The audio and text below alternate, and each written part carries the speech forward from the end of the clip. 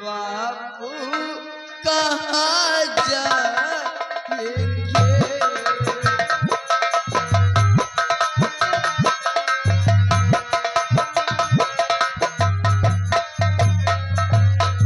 ख्याल मुझ पे जरा कुछ बिरल तुम करो, ख्याल मुझ पे जरा कुछ बिरल तुम करो,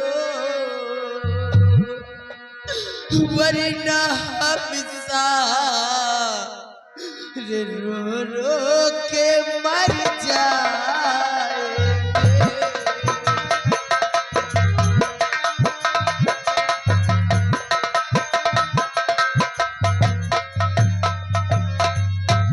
भैया अगर जो खाना नहीं बना है तो मुझे थोड़ा सा राशन भी दे दीजिए, मैं अपने हाथों से मार बाबूजी को बना के खिलाऊंगी, थोड़ा सा राशन दे दीजिए।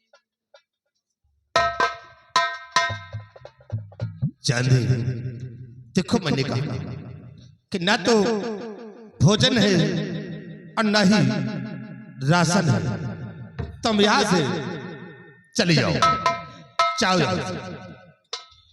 नहीं भैया ऐसा मत बोलिए, जरा सोचिए कि बाबूजी बूढ़े हो गए हैं और माँ को दोनों आंखों से दिखाई नहीं देता, वो लोग कहाँ जाएंगे इस हालात में। भैया आप ही का सहारा है, इसलिए थोड़ा सा राशन दे दीजिए। मैंने कहा ना कि कुछ नहीं आए, चुपचाप यहां से चले जाओ, जाओ यहां से। भैया आपके पैर पड़ती हूँ, मुझे थोड़ा सा राशन दे।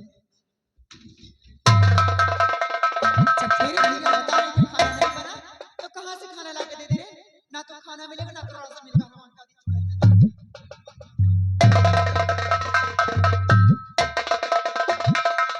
इसको चल पेटू को दे दे। अला हराम बाहर जा रहा है। हम लोग झूठ बोलने अपना खाने में लगा पेट। अरे हराम खोर, मैं इसी जगह झूठ बोलता तुम खा रहे हो है? अच्छा चलिए कमीने, अच्छा तेली को तेल को महादेव के टीने को, तुमको साले खाने की परी, बाकी जाए भाड़ में।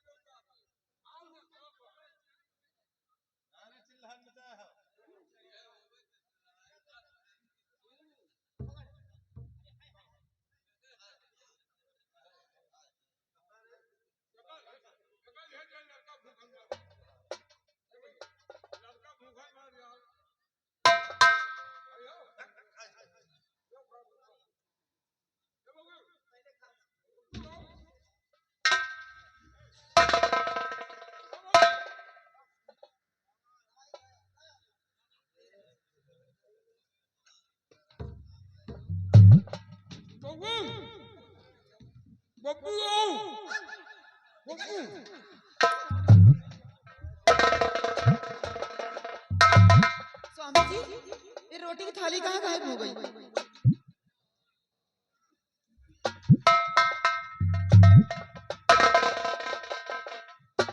क्या हो गया? अभी तो तुम शेरवा को खिला रही थी, तो फिर क्या हुआ? यही तो मैं सोच रही हूँ, गायब कहाँ गई? हमें लगता है कोई बिल्ली आई और सारी रोटियां ले गई। स्वामी जी बिल्ली आएगी तो रोटी खाएगी, थाली थोड़ी खाएगी, थाली में नहीं आएगी। ये तो ठीक कहते हो, अगर बिल्ली एक दस्ते पर रोटियां ले जाएगी थाली नहीं, लेकिन प्रिय यहाँ 3 की सिवा चौथा कोई है नहीं, तो फिर लेकर गया। मुझे लग रहा कोई और नहीं, आपकी बहन चांदनी रोटियां चुरा करके ले गई। लगता है कि सुरमा का खाती हुई देख भी ली थी वो। चांदनी ले गई? हाँ स्वामी जी। देखो अगर चांदनी ले गई तो ले जा, ले जाओ। अगर वो ले गई है तो ले जा, उसे भी खा लेंगे। भूखी है, खा लेंगे उसे। तुम चल कर दूसरा भोजन तैयार करो, फिर हम लोग भोजन करते हैं। आओ बहुत बड़ी हमदर्दी है भाई बहन के बीच में। और हम चौधरी रोटियां चुरा कर ले गई तो कहते हैं ले गई तो ले जाए तो खा लें दो। ये प्रचार लेकर आ गया काट। गाला फंस गया। ये बॉटल कहाँ से लेकर आए रे? ये बॉटल तो लाइटिंग वाला है। पानी हेलत रही, पानी कहूँ मिल पता ही नहीं रहा।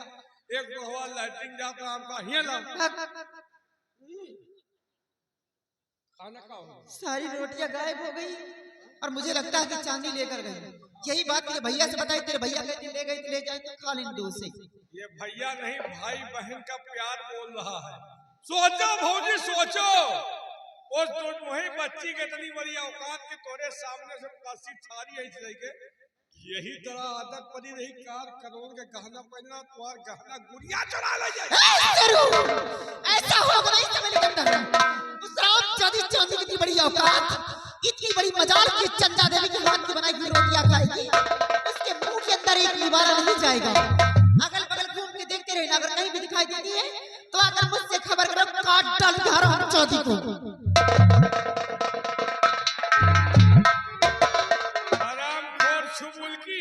एक तो ऐसे खाना नहीं नसीब होत रहा, इतने दिन पर खाना मिले को उठा ले गए।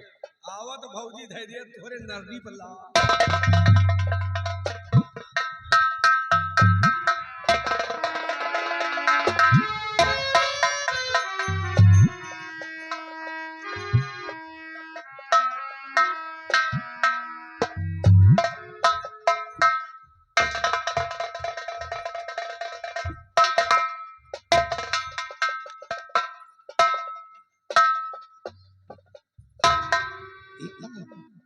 आज खाना बना है घर में। हाँ, पूरी की खुशबू आ रही थी। हाँ, कुछ ना कुछ जरूर बना है। अब देखो बिटिया गई है, देखो तुम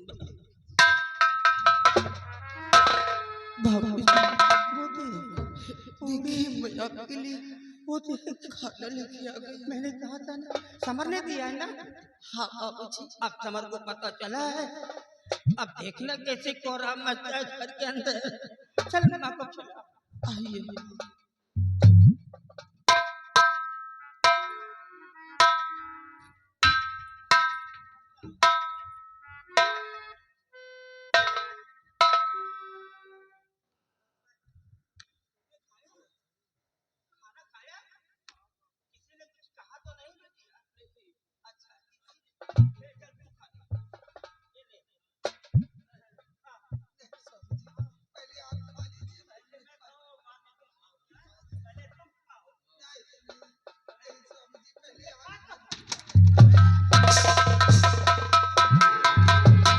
चुरा करके रोटी तू लाई कहाँ?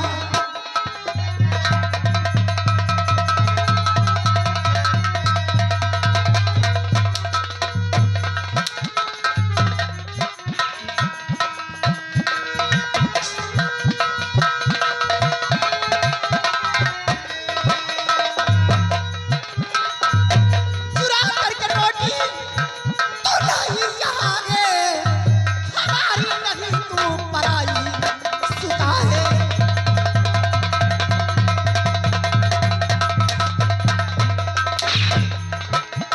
तू चाहता तेरे खून से मैं नहाऊं।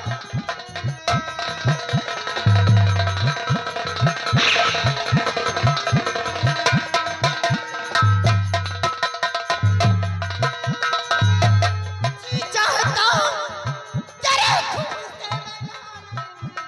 मेरे पास तेरे यहाँ है।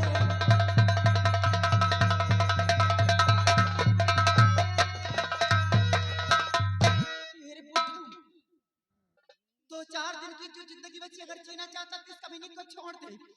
वरना एक को नहीं दोनों को काट के दफनाऊंगी इसी जगह पर। हरामजादे तेरे ही लाड कान ने बिगाड़ रखा है इसे।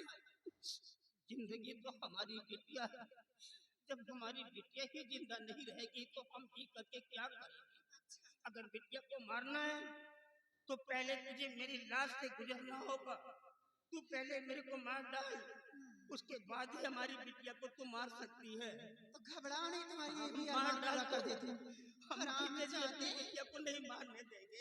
ए बिटिया मर जाएगी, मर जाएगी।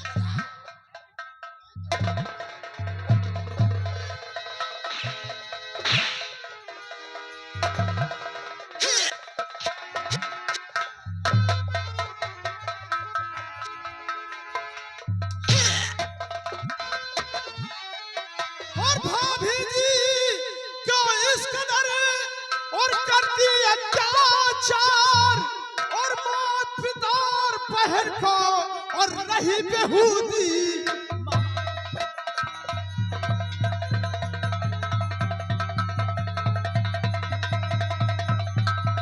और माँ पिता और बहन को और रही बेहूदी।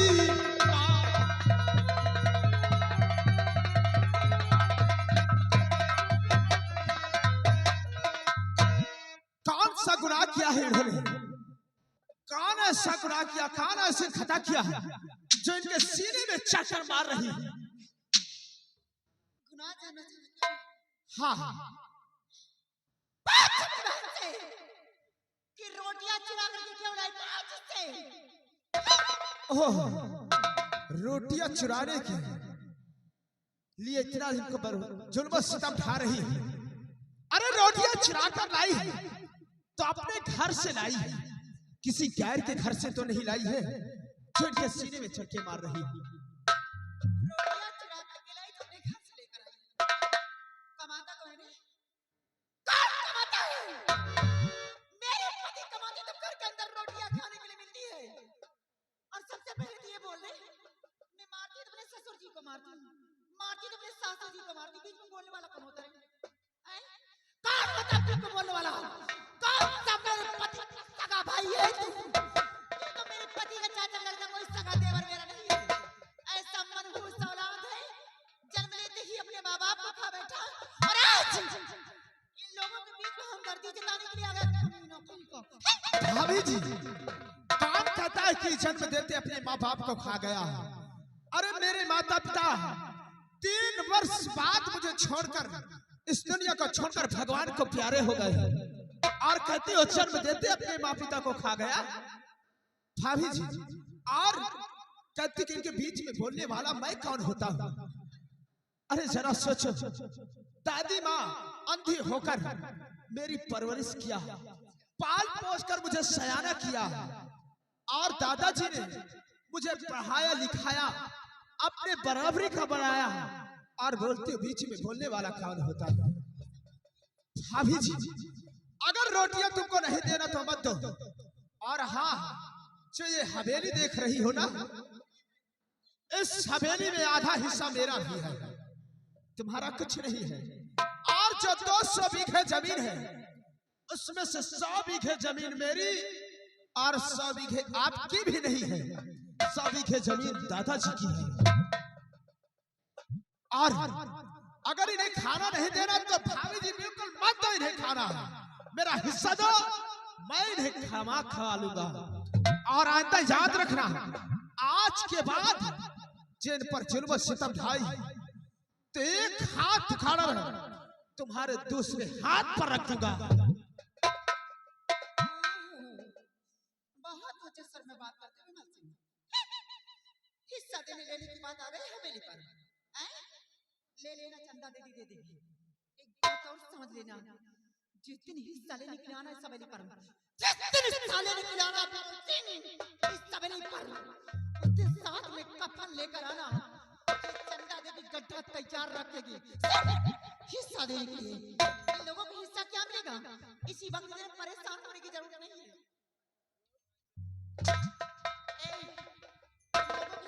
खाली है, गांव के अंदर भीख मांगो, इस हवेली में कुछ नहीं मिलेगा तुम लोगों को। भाभी जी भीख ये नहीं, बल्कि भीख आप मांगोगी, क्योंकि बाबूजी के पास इतनी जमीन है, इतनी जायदाद है, अगर ये अपनी जमीन उठाकर किसी को दे देंगे तो बैठकर आज से अपनी जिंदगी व्यतीत करेंगे। भीख ये नहीं, भीख आप मांगोगी, आप। ये तो पता कि कौन कल कल भीख मांगता है और कौन ऐसे बराम की जिंदगी जीता है। तुमने मेरे कान पे तमाचा मारा है? प्यार से महालक्ष्मी कहते हैं, महालक्ष्मी कहते हैं, तमाचा नहीं, रंडी नहीं। तुम्हारे गांव के लोग, विश्वकर्मा लोग सब कहते हैं लक्ष्मी, प्यार से महालक्ष्मी। और तूने मेरे गाल पे तमाचा नहीं मारा, तमाचा नहीं बोलती, अपनी बात का दावा दिया है। अरे तेरे भैया को हराम ज्यादा तड़पा तड़पा के मरवाऊंगी। अगर खून के आंसू न रुलाई, दर बदर के ठोकरे न खिलाई, टुकड़े न बिनवाई, तो मेरा भी नाम चंदा देवी नहीं है। हराम मैं कहता चुपचाप यहाँ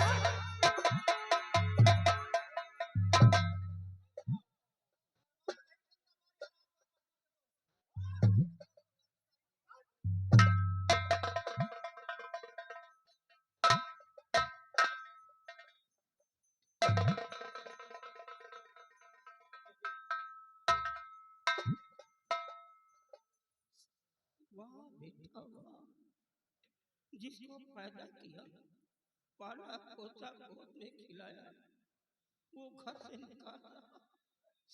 आज हमारे बच्चे की वजह से आज हमारी जिंदगी। वाह बेटा, बेटा मैंने अपने जीवन में कभी पुरखों की जायदाद को नहीं बिगाड़ा। एक एक रुपया जोड़ करके मैंने ये महल खड़ा किया है। दूर दूर के लोग देखने के लिए आते थे कि जमींदार का महल कितना आलीशान बना है, और आज इस घर में हमारा कुछ नहीं है। ये सारी उम्र की कमाई का ठीकरा आज हमारे हाथ लग गया। हो सके तो 1 रुपया तुम भी दे देना बच्चा। बाबूजी, आप चिंता मत करो, आपको टेंशन करते जरूरत नहीं है। मैं अभी जिंदा हूँ। आज के बाद मैं तुम्हें खिलाऊंगा कमा करके, और हाँ, मैं अपनी पढ़ाई छोड़ दूंगा बाबूजी। नहीं बेटा, पढ़ाई नहीं छोड़ना, पढ़ाई नहीं छोड़ना बेटा। अगर तूने पढ़ाई छोड़ दिया तो तेरी जिंदगी बर्बाद हो जाएगी। तेरे कैरियर का सवाल है, तेरे फ्यूचर का सवाल है बेटी। महीने 2 महीने की बात है, इम्तिहान दे दे, और इम्तिहान देने के बाद जो जी में आए वो करना, लेकिन इम्तिहान से पहले जब मत छोड़ना। बाबूजी, आप मेरे कैरियर की बात करते हो, और जो आप पर यह जुल्म सितम ढाया जाता है, उसे मैं अपनी आंखों से नहीं देख सकता हूँ बाबा जी। बाबूजी, तुम चिंता मत करो, आज के बाद मैं तुम्हें कमा कर खिलाऊंगा बाबूजी, मैं खिलाऊंगा। बिटिया का ख्याल रखना, मार डालेंगे हमारी बिटिया को। मुझ में ताप नहीं, हम अपनी बिटिया को नहीं बचा पाएंगे, मार डालेंगे बाबूजी। जब तक मेरे जिस्म में जान है, तब तक मेरी बहना को कुछ नहीं हो सकता। आप चिंता मत करो, आओ मेरे साथ चलो, मैं तुम्हारे खाने की व्यवस्था करता हूँ बाबूजी।